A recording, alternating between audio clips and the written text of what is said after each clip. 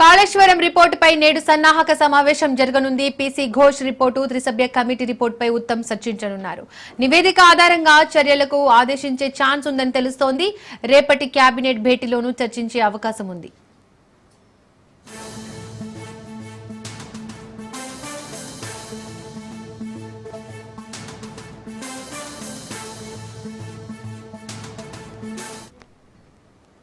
ఇక పీసీ ఘోష్ ఇచ్చిన నివేదికలో ఏముంది, ప్రభుత్వం ఎలాంటి చర్యలు తీసుకోనుందనే దానిపై ఉత్కంఠ మారింది.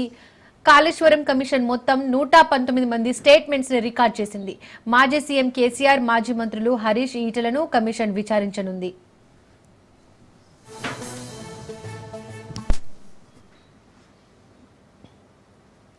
ఇదే అంశానికి సంబంధించి మరిన్ని డీటెయిల్స్ మా ప్రతినిధి రాజు అందిస్తారు.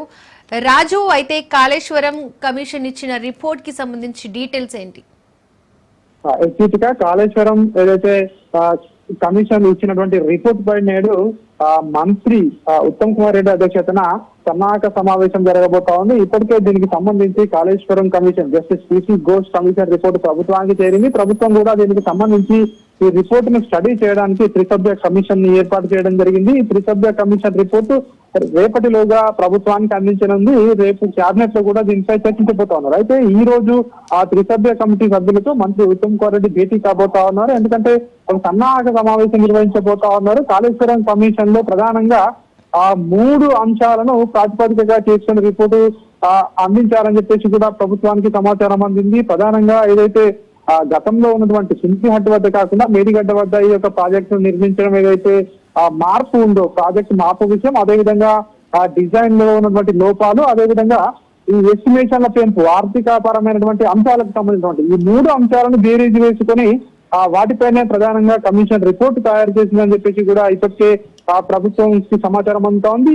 ఈ నేపథ్యంలోనే ఈ రోజు మంత్రి ఉత్తమ్ కుమార్ రెడ్డి సన్నాహక సమావేశం నిర్వహించబోతా ఉన్నారు. ప్రధానంగా ఈ రోజు సమావేశం నిర్వహించి రేపటి కేబినెట్ లో కూడా దీనిపై కూలంకషంగా చర్చించబోతా ఉన్నారు. రేపు కేబినెట్ సమావేశంలో ప్రత్యేకంగా కాళేశ్వరం కమిటీ నివేదికపై మాత్రమే చర్చించేందుకు కేబినెట్ సమావేశం ఏర్పాటు చేయబోతా ఉన్నారు. దీనికి సంబంధించి ఈ రిపోర్ట్ లో కమిషన్ జస్టిస్ పీసీ ఘోష్ అసలు ఏ అంశాలను పొందుపరిచారు, అదేవిధంగా దానిలో ఉన్నటువంటి నిర్మాణానికి సంబంధించినటువంటి బాధ్యులను ఎవరిని బాధ్యులు చేశారు అనే దానిపై అయితే ఒక ఉత్కంఠ కొనసాగుతా ఉంది. అప్పటి ప్రభుత్వ పెద్దలను బాధ్యులు చేస్తారా లేదంటే అధికారులను బాధ్యులు చేస్తారా అనేది తెలియాల్సి ఉంటుంది. ఇప్పటికే దాదాపు 16 నెలల సుదీర్ఘ కాలంలో జస్టిస్ పీసీ ఘోష్ 119 మందిని ఇప్పటికే విచారించడం జరిగింది. వాళ్ళ స్టేట్మెంట్ అన్ని కూడా రికార్డు చేయడం జరిగింది. వారి వద్ద నుంచి అఫిడవిట్ కూడా ఆయన తీసుకోవడం జరిగింది. అప్పటి ప్రభుత్వ పెద్దలు మాజీ సీఎం కేసీఆర్, మాజీ మంత్రులు హరీష్ రావు, ఈటల రాజేందర్ లాంటి వారితో కలుపుకొని 119 మందిని కూడా కమిషన్ విచారించడం జరిగింది. దీనికి సంబంధించి అవన్నింటినీ కూడా బేరీజు వేసుకొని జస్టిస్ పీసీ ఘోష్ కమిషన్ రిపోర్టును తయారు చేయడం జరిగింది. ప్రస్తుతం ఆ రిపోర్టు ప్రభుత్వానికి అందింది. దీనికి సంబంధించి ఈ రోజు రేపటి కల్లా కూడా ఏదైతే ఈ సన్నాహక సమావేశంలో ఇచ్చే ఏదైతే త్రిసభ్య కమిటీ ఏదైతే సారాంశం ఉందో ఈ సమ్మరీని రేపు కేబినెట్ సమావేశంలో చర్చించి తదుపరి చర్యలకు ప్రభుత్వం ఉపకరించే అవకాశం మనకు కనిపిస్తా ఉంది. అయితే ఎవరిని బాధ్యులు చేస్తారో అందులో ఉన్నటువంటి నిర్మాణ లోపాలు ఉంటే ఏ రకమైనటువంటి లోపాలు ఉన్నాయి అనేటువంటి తెలియాల్సి ఉంటుంది. అదేవిధంగా ప్రభుత్వం ఎట్లాంటి చర్యలు తీసుకోబోతా ఉంది, ఏ విధమైనటువంటి కేసులు పెట్టబోతా ఉంది, ఏ విధంగా ఎదుర్కోబోతా ఉంది, ఏ విధంగా ముందుకు వెళ్ళబోతా ఉంది అనేది మాత్రం ఇక్కడ తెలియాల్సి ఉంటుంది.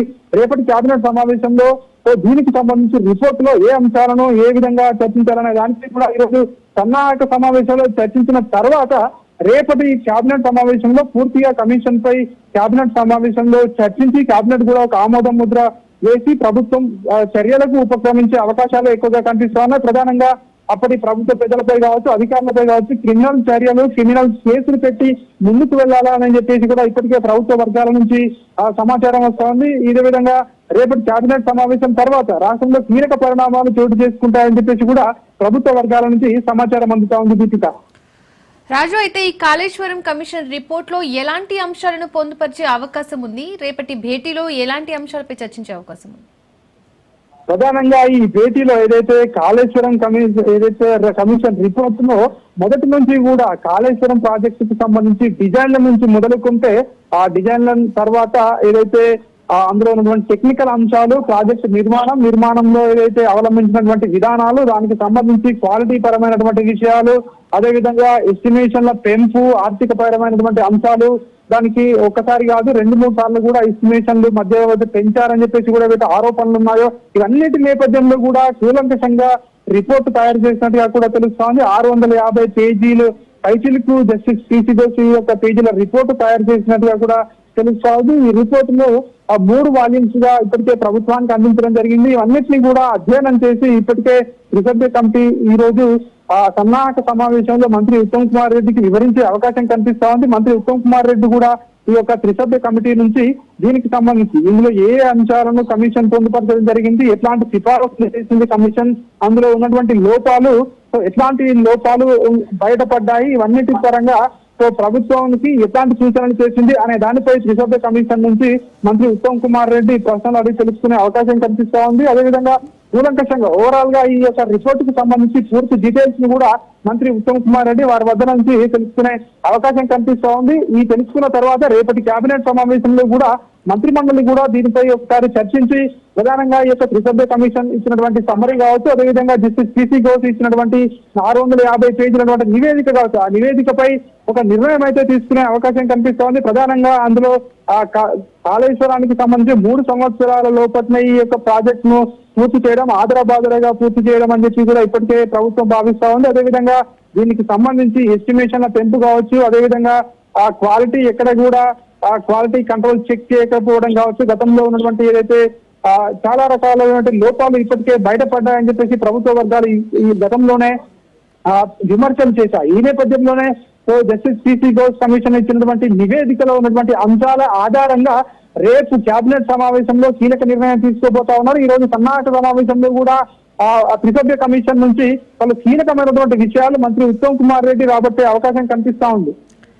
రాజు, అయితే కాళేశ్వరం కమిషన్ భేటీకి సంబంధించిన సమావేశంలో రేపు ఎవరెవరు పాల్గొనే అవకాశం ఉంది? కాళేశ్వరం కమిషన్ సన్నాహక భేటీలో మంత్రి ఉత్తమ్ కుమార్ రెడ్డి అధ్యక్షతన ఈ సమావేశం కొనసాగుతా ఉంది. ఇప్పటికే ప్రభుత్వం ఈ కాళేశ్వరం కమిషన్ నివేదికను అధ్యయనం చేయడానికి త్రిసభ్య కమిషన్ ఏర్పాటు చేయడం జరిగింది. త్రిసభ్య కమిషన్ లో ఇరిగేషన్ సెక్రటరీ, అదేవిధంగా న్యాయశాఖ సెక్రటరీ, అదేవిధంగా ఈ ఇద్దరితో పాటు మరొకరు ఏదైతే ఈ ముగ్గురిని కూడా ఇందులో యాడ్ చేయడం జరిగింది.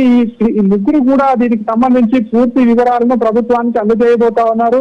ప్రభుత్వానికి ఒకసారి ఈ రిపోర్టుకు సంబంధించి ఆ కమిషన్ ఇచ్చినటువంటి సూచనలన్నీ కూడా ప్రభుత్వానికి అందిన తర్వాత ప్రభుత్వం ఏం చేయాలనే దానిపై కూడా ఇప్పటికే రేపటి కేబినెట్ లో నిర్ణయం తీసుకోవాలని చెప్పి భావిస్తా ఉంది. ఎందుకంటే దీనికి సంబంధించి జస్టిస్ పిసి ఘోష్ ఇచ్చిన నివేదికలో ఖచ్చితంగా అందులో లోపాలు ఉన్నాయి అని చెప్పేసి కూడా ఇప్పటికే ప్రాథమికంగా తెలుస్తా ఉంది. కాబట్టి దీనికి సంబంధించి లోపాలు ఉంటే ఎవరిని బాధ్యత చేయాలి అనే దానిపై ఈ కమిషన్ లో ఈ రేపటి కేబినెట్ సమావేశంలో చర్చించబోతా ఉన్నారు. దీంతో పాటు ఇప్పటికే ప్రభుత్వానికి ఇటు ఎన్డీఎస్ఏ నివేదిక, ఇటు విజిలెన్స్ నివేదికలు కూడా ఇప్పటికే ప్రభుత్వం వద్ద ఉన్నాయి.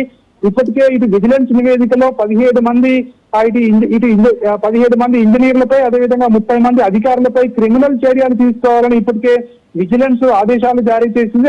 ఇప్పటికే విజిలెన్స్ నివేదిక ప్రభుత్వం వద్ద ఉంది. అదేవిధంగా ఇప్పుడు జస్టిస్ పిసి ఘోష్ ఇచ్చినటువంటి ఈ నివేదికను కూడా ప్రభుత్వం కేబినెట్ లో చర్చించిన తర్వాత ఈ ఎన్డీఎస్ఏ నివేదిక, విజిలెన్స్ నివేదిక, కాళేశ్వరం జస్టిస్ పిసి ఘోష్ ఇచ్చినటువంటి నివేదికల ఆధారంగా ప్రభుత్వం.